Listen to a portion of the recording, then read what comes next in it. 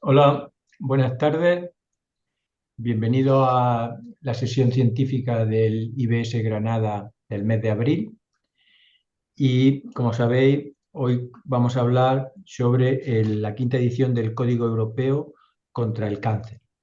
Yo soy José Antonio Castilla, adjunto a la dirección científica del IBS, y tengo el honor de presentar a la ponente de hoy para hablar sobre la quinta edición del Código Europeo contra el Cáncer, que es la doctora Carolina Espina, que es doctora en Biología Molecular del Cáncer por la Universidad Autónoma de Madrid. También realizó un máster en Salud Pública en Londres. Actualmente es investigadora en la rama de Epidemiología del Medio Ambiente y Estilos de Vida de la Agencia Internacional para la Investigación del Cáncer, de la OMS, que es esta agencia internacional, es la especializada en cáncer de la OMS. Ha trabajado Carolina, que ya la tenemos aquí, bienvenida Carolina, en la Organización Panamericana de la Salud en Perú y en la sede central de la OMS en Ginebra. Eh, Ha sido secretaria científica del consorcio de Cancer Prevention Europe, liderando diversos proyectos, pero lo que nos atrae aquí es que ha sido coordinadora de la actualización de la cuarta edición del Código Europeo contra el Cáncer y también de la quinta edición. Y eso es lo que la trae aquí, y le agradecemos que nos dedique su tiempo y que nos presente esta iniciativa tan interesante para los investigadores del IBS. Pues, Muchas gracias, doctor Castilla. Buenos días, buenas tardes a todos. Muchísimas gracias por esta invitación. Voy a compartir mi pantalla para muy hacer la bien, presentación. Un momentito que lo ajuste. ¿Lo perfecto. pueden ver bien? Sí, muy bien, Carolina. Vale, pues muchas gracias de nuevo. Lamento que mis diapositivas van a estar en inglés, pero voy a intentar ir despacito para dar toda la buena explicación en español, y de todas maneras, al final de mi presentación hay un turno de preguntas y estaré encantada de responder a todas sus preguntas. Bueno, pues voy a presentar el Código Europeo contra el Cáncer, la quinta edición, y un poco sobre su desarrollo, metodología e innovación. Empezando por unas palabras sobre la IARC, la agencia que represento. Me imagino que todos ya la conocen un poquito, pero para los que no, y para conocer un poco más detalle por qué nos involucramos en este tipo de proyecto, pues somos la agencia especializada de cáncer de la OMS, en particular de prevención de cáncer. Estamos en Lyon, en Francia, y la actividad se basa en evaluar la evidencia científica para recomendar, ¿no? La evidencia para prevención de cáncer y para las políticas de salud. Y hay, digamos, dos ramas de trabajo, dos grandes ramas de trabajo. Una es clásica investigación, ¿no? Centrada sobre todo en epidemiología de cáncer, de todos los temas, aunque también hay algunos laboratorios. Se hace un poco de investigación básica y hay un gran biobanco, pero luego también se conoce fundamentalmente por la evaluación de la evidencia, y existen guías digamos, fuentes de referencia conocidas mundialmente, como son las monografías, los handbook o manuales de prevención, el Globocan, que quizá les suene, son las estadísticas mundiales. Y menciono esto porque tiene mucho que ver con el Código Europeo contra el Cáncer, en particular con la metodología. A ver, ahora. Bueno, para aquellos que no lo sepan, el Código Europeo contra el Cáncer tiene una larga trayectoria. Lleva más de 40 años existiendo. Es una iniciativa de la Comisión Europea y llegó a la IARC, de hecho, en la cuarta edición. En de la primera a la tercera edición se ocuparon otro grupo de expertos, y cuando llegó a la IARC se convirtió en un gran proyecto. Hemos, digamos que, hecho todo una infraestructura que explicaré un poco más en detalle en la metodología. Todo esto es para decir que no solamente una reunión de expertos que rápidamente miran un par de publicaciones para dar las recomendaciones, sino que hay una gran metodología detrás con ah, alrededor de 80 expertos de toda Europa involucrados, revisiones científicas de la literatura, mucha discusión científica hasta llegar a un consenso, ¿no?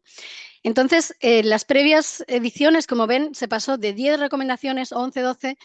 Parece que no cambia mucho, pero hay también un gran ejercicio de comunicación para intentar eh, agrupar recomendaciones, dar los mensajes lo más simple posible, etcétera, porque al final, aunque es un instrumento basado en la evidencia y hay mucho trabajo científico detrás, al final el objetivo principal de esta herramienta es la población general y tenemos que dar los mensajes lo más claro posible, lo más conciso posible, y se trata de no hacer una lista interminable de recomendaciones que la gente no pueda, digamos, recordar. Entonces, aquí simplemente he señalado que en cada edición se añaden nuevas recomendaciones o nuevos elementos basados en la evidencia disponible, y además se retienen normalmente las recomendaciones anteriores añadiendo nuevos elementos, y solo hay un caso en la edición tercera que se quitaron recomendaciones de síntomas. O sea, el código se centra en prevención primaria y secundaria, no ya cuando hay síntomas de un posible cáncer. Eso se eliminó y ya seguimos la trayectoria fijándonos en estas dos dimensiones, ¿no? Primaria y secundaria. La quinta edición vino como parte del Europe's Beating Cancer Plan, es uno de los proyectos estrella. Empezó a finales del 2022 y se lanzó, o sea, se publicó ya en 2025.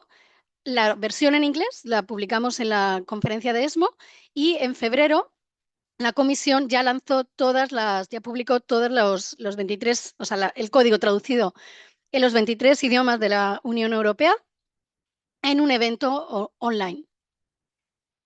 El código se fundamenta principalmente, como digo, en prevención, y sobre todo prevención primaria, porque, como sabrán, y la evidencia no hace más que reiterar estos datos, al menos el 40% de todos los cánceres podrían ser prevenidos. ¿Por qué?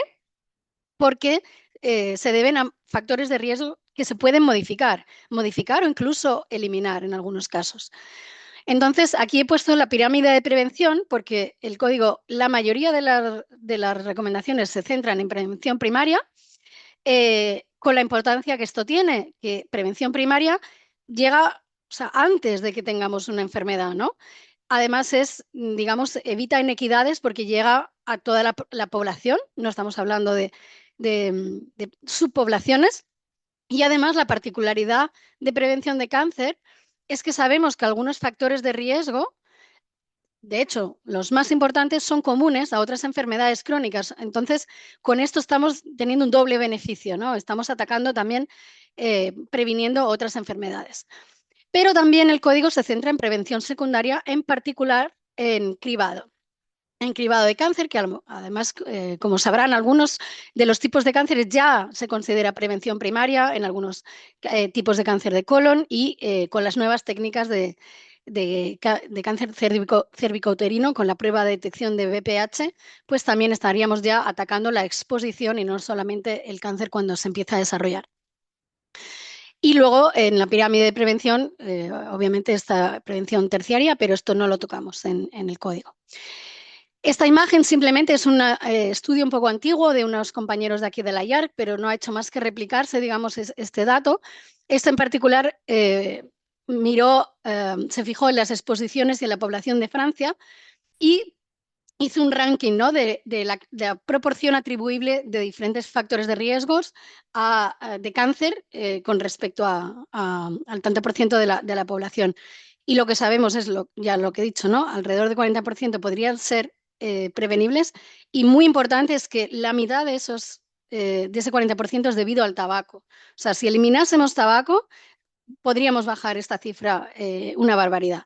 Luego, evidentemente, el resto de factores de riesgo varían un poco según países. Este ejercicio se ha hecho en otros países del mundo, etcétera, pero tabaco siempre está en primer lugar en todos los estudios existentes. Durante el proyecto del Código Europeo contra el Cáncer, no solamente desarrollamos las recomendaciones, sino que tenemos la ocasión de hacer investigación en unas áreas determinadas. Y en esta en particular hicimos un estudio de, digamos, comunicación de factores de riesgo para ver cuánto conocía la gente sobre los factores de riesgo. Entonces se hizo, es un gran estudio de más de 10.000 personas, incluida una muestra de España, donde se le preguntó a la gente sin ningún tipo de información cuántos factores de riesgo conocían que provocaran, que estuvieran asociados con cáncer, ¿no? Y el resultado fue bastante estremecedor porque la gente reconoce menos de 2 factores de riesgo. Aquí tenemos la gráfica un poco de con qué factores de riesgo reconocía la gente. Por supuesto, tabaco o tabaco de fumar, digamos, es el número 1, la gente lo reconoce. Luego le sigue una dieta no saludable, pero luego cae en picado con respecto a otros factores de riesgo. Y solo un 11% de la población de este estudio, que era bastante, como digo, amplio, reconoció esos 16 factores de riesgo que les pusimos en este estudio. Con lo cual, esto quiere decir que hay mucho que hacer y dado que el Código Europeo existe ya desde hace 40 años, pues todavía no ha calado suficiente esa diseminación o implementación del código, no está llegando lo que nos gustaría a la población general. Bueno, voy ya directamente al código 5. Aquí está el código QR a nuestra página web, donde ya hay un menú donde se puede seleccionar español y se van a encontrar con todas las recomendaciones en español. Lamentablemente, como estas traducciones dependen de la Comisión Europea, no todos los materiales están ya traducidos y no todo se va a traducir. O sea, hay una parte que lamentablemente quedará en inglés. Entonces, yo lo que quería resaltar aquí es que el Código 5 tiene, ya que la charla se incluye innovación, pues ¿cuál es la innovación en el Código Europeo quinta edición? Bueno, pues por primera vez no solamente lista una serie de recomendaciones para el individuo, que es lo que tú puedes hacer como persona respecto a cambios de comportamiento, etcétera, sino además viene acompañado por recomendaciones de política pública como complemento. En estas 14 recomendaciones que tenemos en la quinta edición existen 14 recomendaciones para política pública, de manera que lo que estemos pidiendo a la gente que debería hacer o sería bueno que hiciera para reducir su riesgo de cáncer, necesita una infraestructura para que eso se pueda llevar a cabo. Además, tuvimos mucho cuidado en que todas las recomendaciones y cómo se fraseaban, etcétera, los estuviéramos viendo con el prisma de equidad. Como mencioné antes, hay un esfuerzo también por alinearlo con recomendaciones para otras enfermedades crónicas, y esto es lo que pueden ver aquí a la derecha, es un resumen de, digamos, cómo todas recomendaciones se asocian de alguna manera con prevención para otras enfermedades crónicas. Y luego hemos preparado también unos materiales suplementarios para darle más información a la gente. Entonces, como no tengo tiempo para ir recomendación por recomendación, lo que voy a hacer es comparar con el código 4, que es el que tienen a la derecha, que es lo nuevo en el código 5, y voy a dar un poquito más detalle en las, digamos, recomendaciones más nuevas. Bueno, pues empezando por la recomendación en tabaco, tabaco y otros productos relacionados con el tabaco, que es y sigue siendo la recomendación más importante, se añade los vapeadores de cigarrillos electrónicos, y ahora voy a explicar por qué. Y además se hace hincapié en la intervención de dejar de fumar, que es una intervención probada por la evidencia y que a lo mejor no se hace suficiente hincapié en esto. Respecto a humo de segunda mano, ya estaba en el código anterior, disminuir la exposición en los hogares, y ahora se añade en los coches, porque hay evidencia, estudios realizados en los coches privados, digamos. La recomendación de sobrepeso y de dieta se han, digamos, reorganizado porque se sentía que la recomendación de sobrepeso es muy difícil de dar. ¿Qué hace la gente para poder reducir el peso, etcétera? Entonces se decidió añadir esos elementos de la dieta que deben evitarse porque están directamente relacionados con la ganancia de peso, que es lo que señalo en puntos, digamos, moteados, limite los alimentos altos en calorías, azúcar, etcétera, Además, la recomendación de actividad física es la siguiente, con lo cual viene unida a esas estrategias que podemos hacer para disminuir el peso, y se añadió por primera vez los alimentos ultraprocesados. Y aquí quiero señalar que no se añadió, hay cada vez más evidencia de su asociación directa con cáncer, pero todavía no está listado como carcinógeno establecido dentro de la clasificación de la IARC en esas monografías que mencioné al principio, que algunos conocerán, pero la asociación es muy, muy fuerte con respecto a ganancia de peso, y ya sabemos que ganancia de peso, el sobrepeso, está ligado con al menos 13 tipos de cánceres diferentes. Por tanto, la de dieta, digamos que no varió, simplemente movimos alimentos para arriba, y en la dieta se quedan los alimentos que se deben, digamos, priorizar, y aquellos que están directamente relacionados con cáncer, como es la carne roja y carne procesada, que están directamente relacionadas con cáncer colorectal. La recomendación de alcohol se hizo más fuerte. En la edición anterior se hablaba de limitar y ahora ya hablamos de evitar, obviamente en la medida de lo posible y respecto a lo que cada uno considera oportuno, pero bueno, la recomendación basada en la evidencia científica es que para cáncer se debería evitar el alcohol, y hay cada vez más evidencia en bebedores moderados o incluso bajo, y su asociación con cáncer, incluido cáncer de mama. Algunas recomendaciones no variaron demasiado, no voy a entrar en detalle.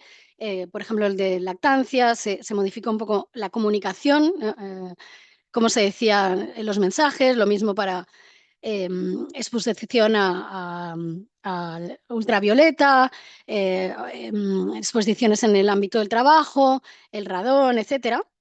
Pero una nueva recomendación fue la recomendación sobre polución del aire.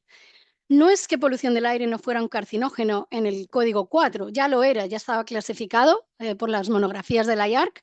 Sin embargo, como antes estábamos poniendo hincapié en aquello que el individuo puede hacer para reducir su riesgo de cáncer, no se vio la manera de meter polución del aire, porque, como estarán de acuerdo, la mayoría de las estrategias, de las acciones, son a nivel gubernamental, de políticas, etcétera.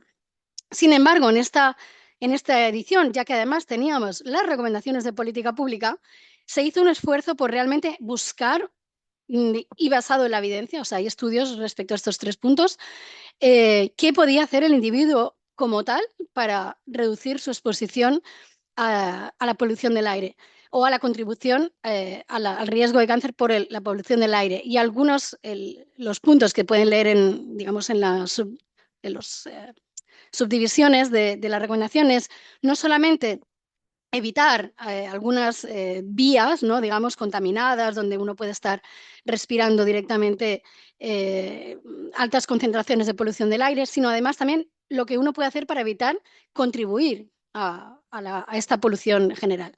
Y además se añadió lo que uno puede hacer dentro de su hogar, ya que la recomendación de polución del aire incluye contaminación de aire de interiores, que es importante en algunos países de Europa. Respecto a las infecciones, se añadió por primera vez la estrategia de testar y tratar ciertas infecciones, ya que se hizo una revisión además y se vio que en Europa un 5% de todos los cánceres son debidos a un grupo de infecciones, con lo cual es substancial. Y con esta estrategia de testar y tratar podemos curar las infecciones derivadas de hepatitis C y la bacteria Helicobacter pylori, y controlar aquellas debidas a la hepatitis B, el virus de la hepatitis B, y el VIH. Y esto tiene una implicación en la prevención de cáncer. Esta recomendación, digamos que está un poco oculta porque se combinó con la ya recomendación existente de vacuna para hepatitis B y HPV, el papilomavirus, que lo que se añadió es ahora un gender neutral, o sea, ofrecer la vacuna, digamos, tanto a niños como niñas, en el caso del papilomavirus, que en la edición anterior no estaba. Finalmente, tenemos la recomendación de terapia hormonal, que varió un poquito solamente, y otra nueva recomendación dentro de los programas de cribado de cáncer establecidos, implementados en Europa, en la Unión Europea, se añadió el de cáncer de pulmón. Bueno, voy a ir un poquito más en detalle a ciertas recomendaciones y ya digo, lo siento que esté en inglés, podrán ver un poco, digamos, en los puntos que pongo en cada diapositiva es un poco el resumen de la evidencia que hemos mirado. Abajo de cada diapositiva ven la publicación que agrupa todos estos conocimientos. El Código Europeo viene acompañado de un total de, creo que eran 14 publicaciones, y en algunos de ellos, además, se realizaron revisiones sistemáticas de la literatura, incluso metaanálisis. Este es el caso de la recomendación de tabaco por el tema de los cigarrillos electrónicos. Entonces, los cigarrillos electrónicos como tal, todavía no está aprobada su o sea, incluye carcinógenos, eso ya lo sabemos, pero no se ha establecido como carcinógeno, eh, como agente, como tal. Sin embargo, se sabe, cada vez hay más evidencia, y con este metaanálisis se probó, que son una puerta de entrada para aquellos, sobre todo de la población joven, aquellos que no fuman, cuando empiezan a usar estos dispositivos, les lleva a empezar a fumar. Y además esta asociación era muy fuerte, de 3 veces más respecto a aquellos que no lo utilizaban.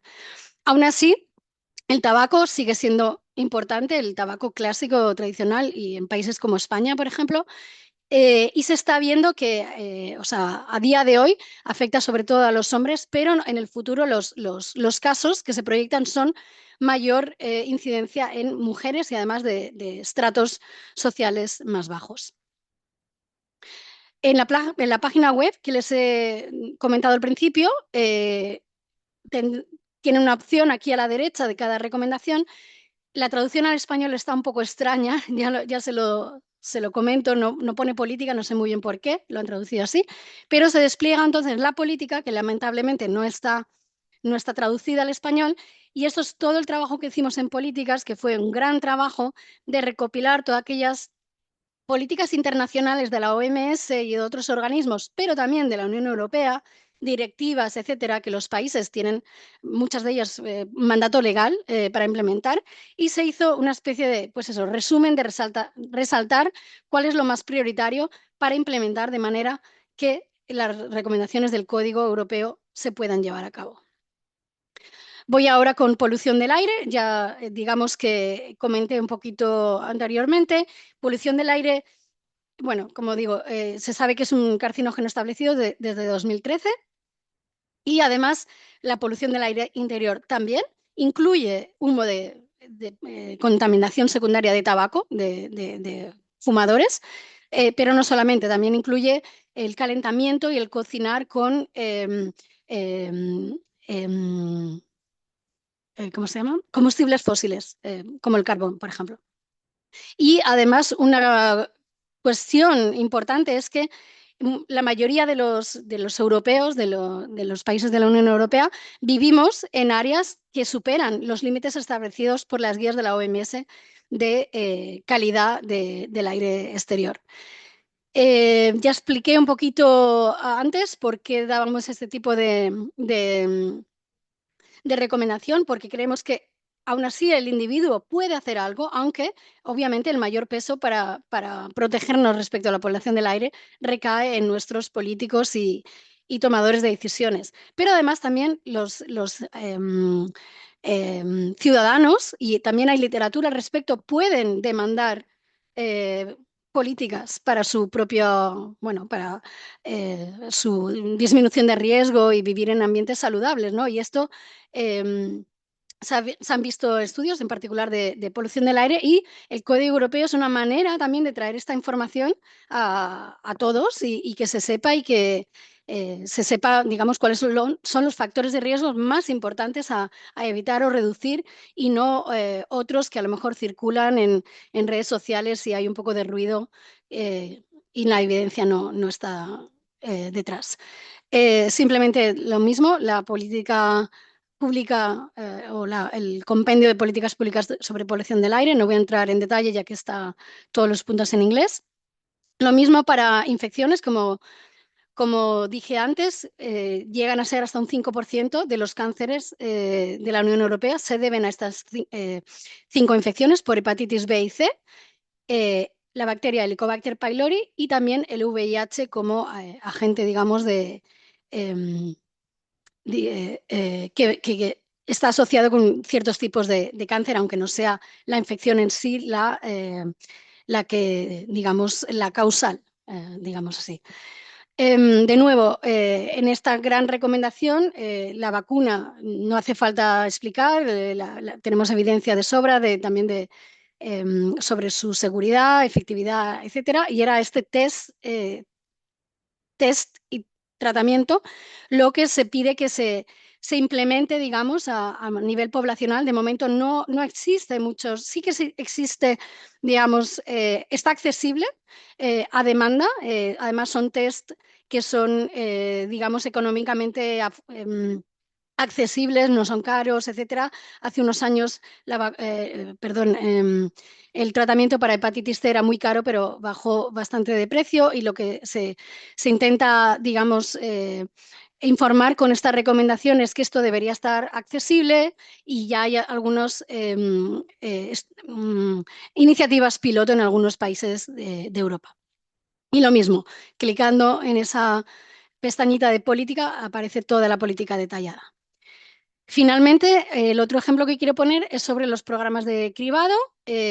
Bueno, ya existía y está implementado ampliamente, aunque con diferentes niveles de cobertura, los cribados de mama, colorectal y cáncer cérvico-uterino a lo largo de la Unión Europea, pero el cáncer de pulmón al final es la primera causa de muerte por cáncer y entonces ha evolucionado mucho digamos, la base científica respecto al cribado de pulmón, pero aún así es una recomendación muy nueva que todavía no está implementado a gran escala. Entonces, esta recomendación fue muy controversial, hubo muchísimas discusiones y para ello el grupo de expertos, en particular de esta recomendación, realizó 2 revisiones sistemáticas de la literatura. La primera midiendo la efectividad del cribado de cáncer de pulmón y se vio, perdón, que em, la tomografía computarizada de baja dosis reducía la mortalidad de cáncer de pulmón en hasta un 21%, que es muy alto. Pero además reducía en un 5% la mortalidad por todas las causas. Además, este grupo hizo una revisión de la literatura para ver también el efecto de sobrediagnóstico, que es uno de los problemas frecuentes en cribado. Y se vio que tanto esta técnica frente a rayos X o frente no nada de cribado, el sobrediagnóstico no era nada importante, era una fracción muy pequeña. Con lo cual, esto dio la base suficiente, y aquí pueden ver la publicación, para justificar que esta recomendación se debería de dar a la población, pero sobre todo también porque a nivel de política, la Unión Europea ya había publicado hace unos años la recomendación del Consejo Europeo que recomendaba avanzar con proyectos pilotos sobre ciertos tipos de cribado de cáncer, entre ellos el de pulmón, que todavía no estaban establecidos en los países, con lo cual ya estaba allanando el camino, digamos, para ahora que la evidencia es fuerte y obviamente sabemos que todavía no existen programas nacionales como tal en Europa. Creo que en Inglaterra es donde van más avanzados, pero sí que hay un fuerte incentivo para que esto ya se implemente a nivel poblacional. Pero eso sí, con mucho cuidado, y esto es como se fraseó en la política pública en este caso. No solamente tenemos un criterio de edad, sino que de riesgo digamos, de riesgo de cáncer de pulmón debido a una historia de tabaquismo. Entonces, este criterio es fundamental. Eh, Creo que me queda poco tiempo.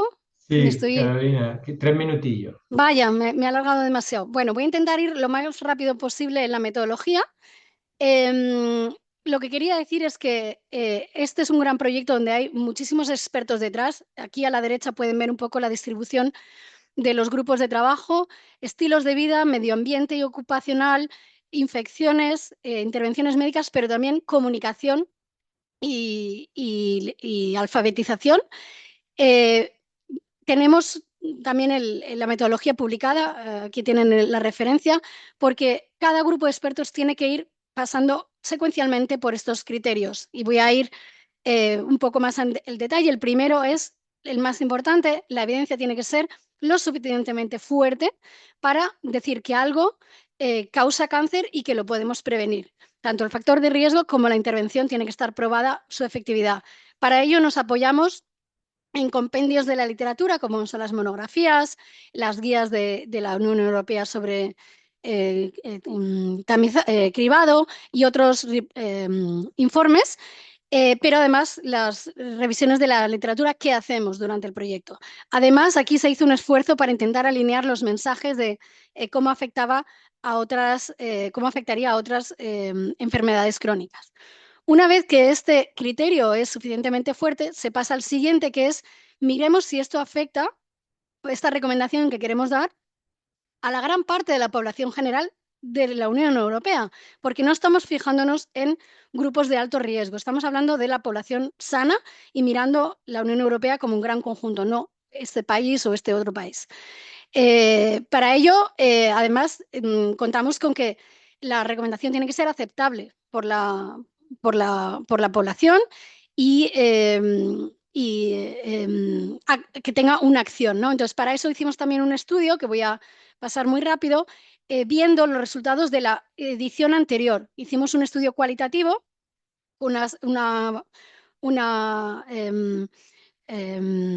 sample, no me sale, eh, con una muestra muy grande para ver cómo la gente había puesto en acción las recomendaciones de la cuarta edición para así nosotros mejorar la quinta edición. Y esto fue un estudio que publicamos hace poco y muy informativo. El tercer criterio es la comunicación en sí, y para esto no voy a entrar en detalle, pero es el estudio que realizamos y presenté al principio, donde la gente reconocía solo 2 factores de riesgo. Pues bueno, aquí los expertos en comunicación hacen un esfuerzo para digerir toda esa parte científica que los otros expertos traen sobre los diferentes temas para hacerlo realmente eh, preciso, conciso, que la gente lo pueda entender, recordar, etcétera. Y finalmente, y esto es un añadido respecto a la previa edición, se complementa con esas recomendaciones de política pública. Y para eso revisamos todos los documentos de política pública, de directivas, etcétera. Y bueno, tenemos un sistema de clasificación que no voy a entrar en detalle. Como digo, hay hasta 80 expertos involucrados en diferentes grupos de trabajo. Y lo que es importante es que el comité científico, digamos, es un comité que está por arriba de los grupos de trabajo. Aquí es a nivel institucional, los institutos nacionales de cáncer de todos estos países que ven a la izquierda aprobaron, digamos, lo que los grupos de trabajo propusieron y se comprometen a implementarlo en sus países. Y finalmente tenemos otras instituciones que están apoyando más la diseminación, como la Asociación de Ligas de Cáncer, la OECD, etcétera. Y ya terminando, tenemos, además de la página web, que les vuelvo a poner aquí, no solamente acceso a todas las publicaciones científicas, sino materiales de diseminación. También para la población general, esta parte está en lo que llamamos transferencia de conocimiento. Actualmente está terminando la traducción, pero estas fact sheets que se ven aquí a la izquierda sobre cada una de las recomendaciones va a estar disponible en español, con lo cual tienen un material ahí disponible para diseminar. Y los policy briefs que se refieren a la política, la recomendación de política, esta quedará en inglés.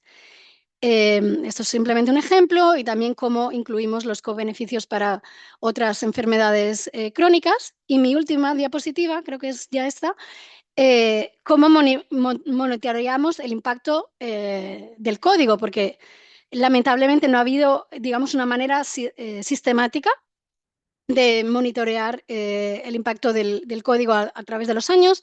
Hubo en su día un eurobarómetro que se repitió, se hizo 2 veces para medir, creo que era la primera y la segunda edición. Y ahora nosotros en mi grupo de trabajo, aquí de investigación en la IAR, hemos construido, digamos, un cuestionario con lo que queremos medir lo que llamamos alfabetización de prevención de cáncer, y la idea era que pudiéramos algún día, bueno, que la Unión Europea nos lo pusiera en un eurobarómetro. Finalmente, solo mencionar que esto es parte de una estrategia más grande. El modelo del Código Europeo nos ha llevado a desarrollar estos códigos en otras partes del mundo, empezando con Latinoamérica y el Caribe, que ya lo desarrollamos hace 2 años, y ahora estamos mirando hacia Asia y África. Y simplemente agradecerles su atención, recordarles que el Código Europeo es un instrumento basado en la evidencia que contiene, es un multi-risk factor, ¿no? O sea, herramienta que compila una multitud de factores de riesgo, perdón, e intervenciones basadas en la evidencia. Esta quinta edición tiene 14 recomendaciones para el individuo y 14 recomendaciones para tomadores de decisiones. Además, la intención es que guíe la política pública, que se sincronice con otros mensajes de prevención para otras enfermedades crónicas y tiene en cuenta equidad, la accesibilidad y otros factores. Y ahora lo que queda, obviamente, es que se implemente en cada uno de los países de la Unión Europea. Y con esto, pues, muchas gracias y estoy disponible para preguntas. Gracias.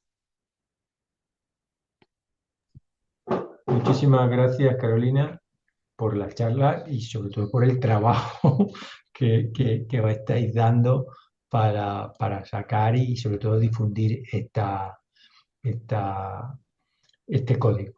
Estaba leyendo aquí en el que Marieta nos comentaba sobre la responsabilidad de incorporar estas recomendaciones y preguntaba que si creías que la incorporación de las acciones en la política de salud pública podrá mejorar la incorporación de las recomendaciones en la sociedad. Es decir, cómo el paso intermedio entre vuestro código y al final los agentes que toman decisiones, como tú dices, les puede llegar.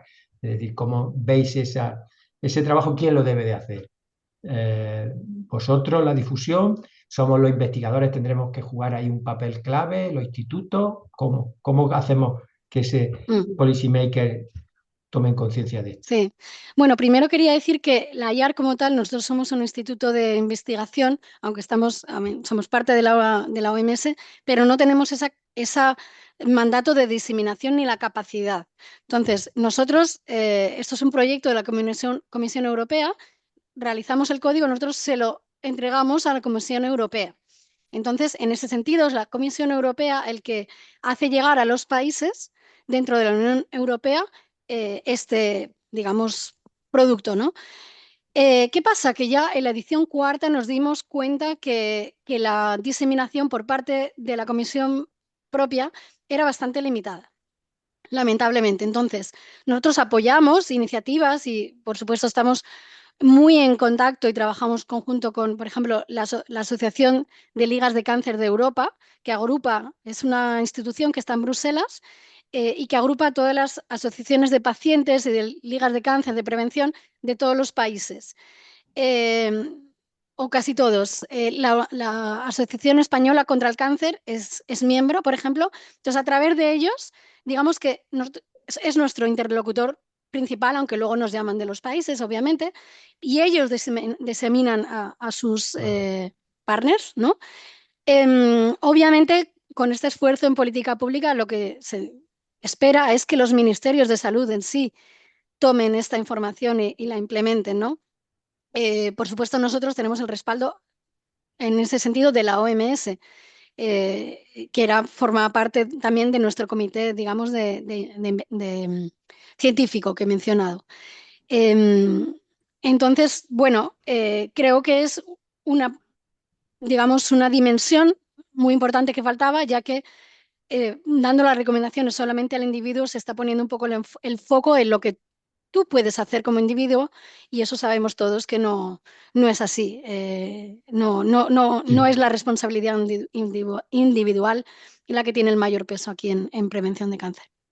Mira, y una cosa ya pensando en el instituto, hace poco tuvimos la reacreditación del IBS Granada y uno de los puntos donde sudamos tinta fue que nos felicitaron por la cantidad de guías de práctica clínica, recomendaciones, consenso que los investigadores del IBS habían participado, pero le añadieron la coletilla de, bueno, ¿y el impacto de esto?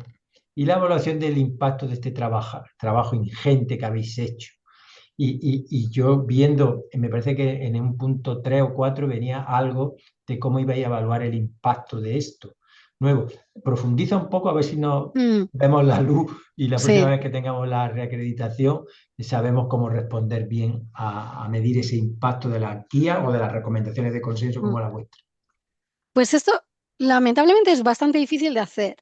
Y como digo, cuando el código, la actualización del código para producir la cuarta edición llegó a la IARC, nos sorprendimos, dijimos, vamos a ver qué ha pasado en estos casi ya 40 años, en aquella época 30, cómo, cómo se ha evaluado esto, ¿no? Porque ya existía. Y había muy poca literatura. Lo único, digamos, sistémico que encontramos, como dije, fue esos eurobarómetros que llevaron a cabo a finales de los 80 y los 90, donde sí se preguntaba a la población general. El eurobarómetro es no sé si le sonará, ¿no? Estas Sí. encuestas poblacionales en todos los países de la Unión Europea. Y ahí se preguntaba no solo por diferentes preguntas sobre alfabetización de cáncer, factores de riesgo, intervenciones, comportamientos, etcétera, sino por el propio Código Europeo. Pero luego eso se dejó de hacer. Entonces, lo que encontramos en la literatura fue estudios aquí y allá, de hecho, bastantes de España, en concreto algunos de Andalucía y que luego colaboré con el grupo que los había llevado a cabo, y de Asturias, pero poco más, ¿no? Digamos. Entonces, el primer estudio que hicimos nosotros fue ver un poco desde dos vertientes. Primero, a la población general, cómo lo conocía, y luego cómo los que se encargaban de la diseminación, cómo lo hacían, ¿no? Entonces, los dos van de la mano, ¿no? Porque la población general, obviamente, va a conocerlo solamente si le llega, básicamente. Y había mucha diferencia entre países. Algunos tenían prácticamente cero de conocimiento sobre el código europeo, pero por una razón. Por ejemplo, Inglaterra pues no lo diseminaba, el código europeo como tal, y otros países de Europa. En cambio, otros, Polonia, países más del este, tenían digamos, un nivel de conocimiento más aceptable, ¿no? ¿Qué pasa? Que cuando fuimos a ver cómo se diseminaba, entrevistando a las ligas de cáncer y otros agentes, pues se vio esto, efectivamente, que en algunos países no se disemina porque, no sé, consideran que no les interesa demasiado y diseminan más iniciativas nacionales.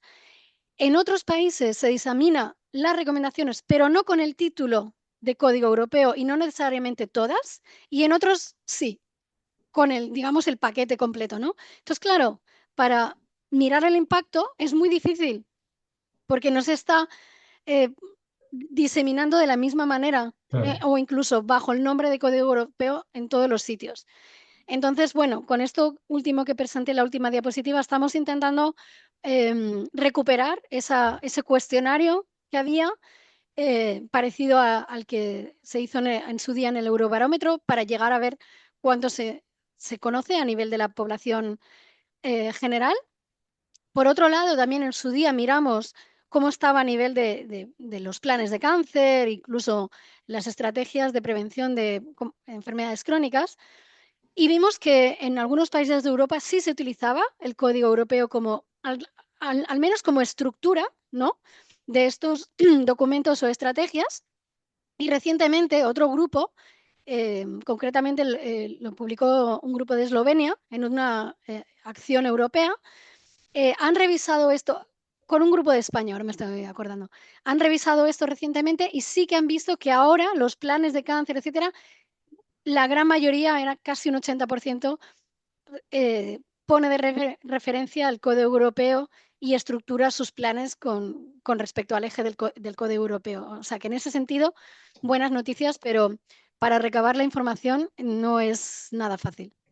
Carolina, nos pregunta Marieta Fernández por el chat en respecto a los cribados, el cribado de cáncer de piel, que en España va disparado, crece mucho, y sí está la recomendación de exponerse menos al sol, me parece que la he podido leer, Ujú. pero del cribado de cáncer de piel no hay nada. Bueno, yo que trabajo aquí conjunto al grupo que lleva los cribados en general, no hay ni, está muy lejos de, yo, por lo que tengo entendido, de que haya evidencia suficiente para decir que es una intervención efectiva. No está en el plan, o sea, lo que mis compañeros están mirando, por supuesto ahora se está mirando todo lo que para implementar el cribado de pulmón. Se está mejorando el cribado de próstata, que hay mucha controversia, y se está empezando con el cáncer gástrico, pero el de piel ni siquiera Ni se le está en pega. el horizonte. Y yo me pregunto, yo no conozco bien de qué se trata, no, no he leído sobre el tema, pero creo que son más bien eh, detección temprana, más bien que más que cribado, porque si no me Vale, equivoco, se está mirando, digamos, ya síntomas en la piel. Entonces, eso no sí, sé, no estaría como parte del cribado, sino como detección temprana, que es, digamos, otro tipo de prueba. vale. Mira, y una curiosidad, me ha llamado la atención lo del radón. Ujú. Yo estuve hace un tiempo en Burgos, en los Ojos de Guareña, que es una cueva, me gusta la espeleología, y había dos visitas, una de 4 kilómetros y otra de 8. Y la de 8 la dejaron de hacer porque los guías no podían exponerse a tanto radón Mm, y ujú. estaban viendo si superaban las de esta, y solo pudimos hacer la de 4 kilómetros. Entonces era una guía de cosas tan evidentes como es la polución, el tabaco, de pronto algo tan específico como el radón, pues, me ha llamado la atención. Sí, pues el radón ya estaba en la cuarta edición, se introdujo como nueva recomendación hace ya 12 años. Es un carcinógeno establecido desde hace mucho tiempo. Es la segunda causa de cáncer de pulmón después del tabaco, pero obviamente su exposición depende del área geográfica, no está distribuido por igual en todas partes. Entonces, lo que sí existe, por eso es una recomendación del código, es cómo saber si tú estás expuesto, porque existen mapas de radón a nivel de Europa. Eh, no he visto la última versión, pero creo que ya llegaban a bastante detalle en casi todos los países. Y en concreto, creo recordar que en España zonas donde tienen alto radón es la zona de la Sierra de Madrid y Galicia, por ejemplo. Quiero acordarme de esas zonas. En Burgos, en la cueva En de los Ojos de Burgos Guareña, también, te digo que ujú, también. ya. Bueno, pero me refiero a las zonas urbanizadas, Sí, o sí, sea, vale, vale, porque vale. al final uno donde está expuesto es porque entre por, digamos, los cimientos de las viviendas, ¿no? Porque es donde uno está respirándolo todo el día. Nos Y comenta. obviamente los guías de Burgos será una exposición ocupacional más bien. Me comenta Marieta que tengo yo previsto un viaje para dentro de 2 semanas a la Alpujarra. Yo tengo 8 apellidos alpujarreños y me dice que la Alpujarra está petada de radón. Ajá, Bueno, vaya. entonces voy a tener que hacer que ver. Mira, me comenta el doctor Expósito, comenta un poco sobre la implicación en entre estudiantes y sociedades científicas y profesionales. Si veis un poco de diferencia entre los profesionales que se están formando a la hora de aceptar el código, los profesionales en formación, las sociedades científicas y los profesionales que ya consolidado. Es decir, si consideráis que la gente joven lo va a aceptar todo más rápido, estas recomendaciones, que las sociedades científicas son más rígidas a la hora, ¿habéis notado diferencias? Bueno, es una pregunta un poco complicada Es que el porque, doctor Expósito, quiero decir, no miramos eso específicamente. ¿qué puedo decir? La gente joven, esto es una opinión personal y una generalización. Lo que se ve y todos sabemos es que hay una exposición mucho mayor a todo tipo de informaciones, venga de donde venga y basado o no en la evidencia científica. Esto hace unos años pues no era así, ¿no? Entonces ahora hay más desinformación en el sentido de que llega mala información a la gente, ¿no? Y obviamente esos canales de difusión son más prevalentes en los sectores más jóvenes de la población, ¿no? Con estos vídeos cortos y todo eso. Las sociedades científicas, no creo, no me parece a mí que tengan, que lo adopten más lento. Donde veo que hay una falta, a lo mejor es una diseminación más activa. O sea, las sociedades científicas lo acogen, o sea, lo aceptan, ¿no? Pero luego yo creo que hay que hacer un trabajo más sostenido en el tiempo eh, respecto a la diseminación, que realmente llegue a la gente de la calle. Muy bien, pues yo te agradezco en nombre del Instituto Carolina el esfuerzo que has hecho, el haber compartido con nosotros el Código Europeo contra el Cáncer y nada, agradecerte que estés aquí y al resto de la audiencia, pues invitarlos a la próxima sesión clínica que será a finales, el último martes, que es cuando las tenemos del mes de mayo. Pues muchísimas gracias por todo, Muchas Carolina. gracias a ustedes, muchas gracias. Venga, Buen día. adiós a todos. Adiós.